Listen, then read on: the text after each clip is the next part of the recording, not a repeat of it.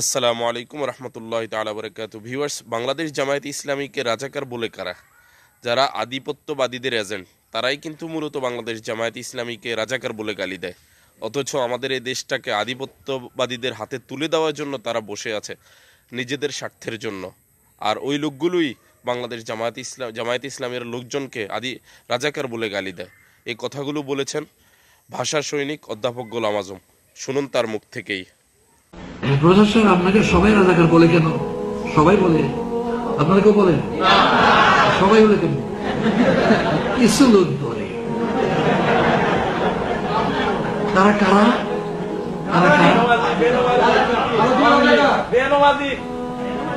তারা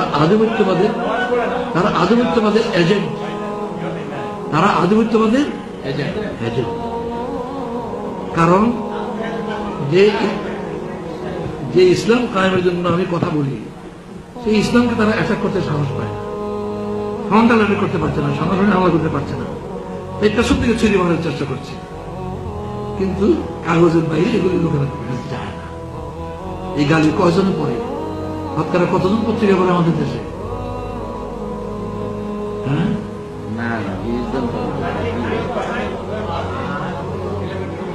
20 জনই ধরে। লেখাপড়া মানে দস্তখত কোন রকম কলম ভেঙ্গিয়ে করতে পারে এরকম লোকের সংখ্যা শতকরা 40 হইতে পারে, কিন্তু বই পড়তে পারে, পত্রিকা পড়তে পারে এরকম লোকের সংখ্যা 10 থেকে 15 বেশি না আমাদের কাছে। এই পত্রিকা যারা পড়ে তাদের কাছে এই গালিটা যায়। আমাকে গালি দেয়, আমি বলি আচ্ছা আপনি যদি আমাকে একটা জিনিস দেন, আমি যদি না নেই এটা কোথায় থাকবে?